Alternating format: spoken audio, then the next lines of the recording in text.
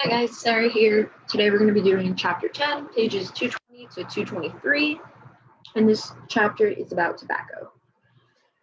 Tobacco history. So tobacco was unknown to Europeans when Columbus first arrived in the New World in 1942, but it's now very widespread in America. And it was adopted from the Spanish word tobacco. Americans put tobacco in reed tubes and drank the smoke in the early ages when tobacco was first being used. They also used to use powdered tobacco, and they would put it in their mouths or inhale it through their nose because they believed it had medicinal benefits. Tobacco leaves were also used for treating wounds. And also back then, many Europeans thought the taste and smell of it was disgusting, and it was associated with basically rejection by the church. And it didn't become popular in England, in Europe, until 100 years after Columbus voyaged and found the New World. And then as it became popular, it became associated with wealthy, respected members of society, and this caused it to become a desired commodity. And this led to commercial importation in Europe around 1600. So the early medical uses of tobacco.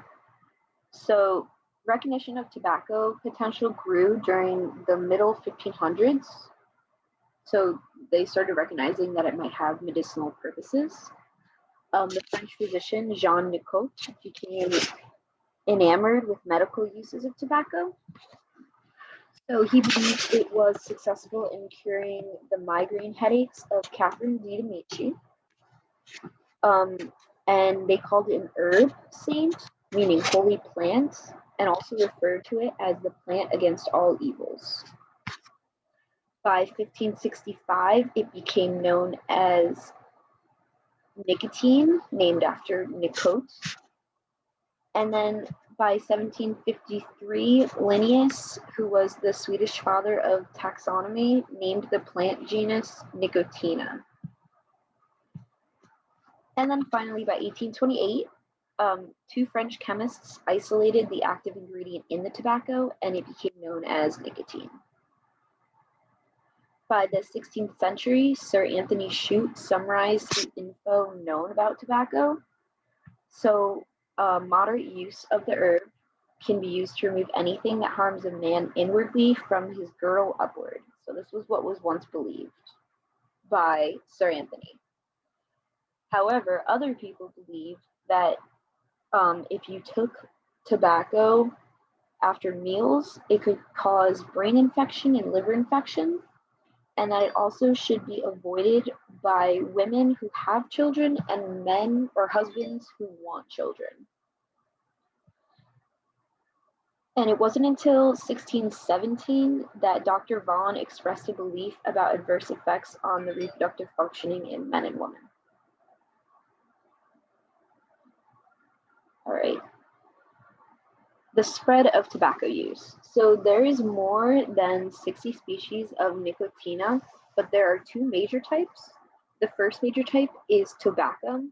So this is the major species grown today. It's large leaves, and it's indigenous only to South America. This caused Spanish to have a monopoly over production of it for a very long time. And in 1612, John Rolfe planted seeds in England, and they grew well, and this actually ended up saving the Virginia colony. The other type of species is the rustica. So this is a small leaf species, and it existed in the West Indies and Eastern North America when Columbus arrived.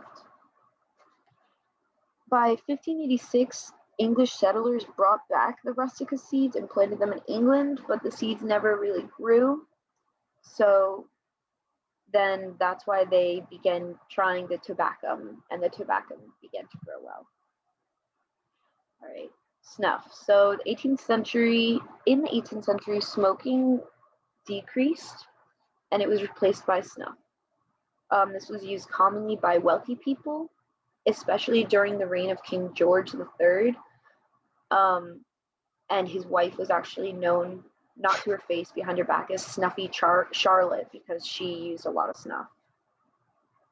Tobacco in early America. So it played an important role in the Revolutionary War because it was a major product used by the French to lend colonies money.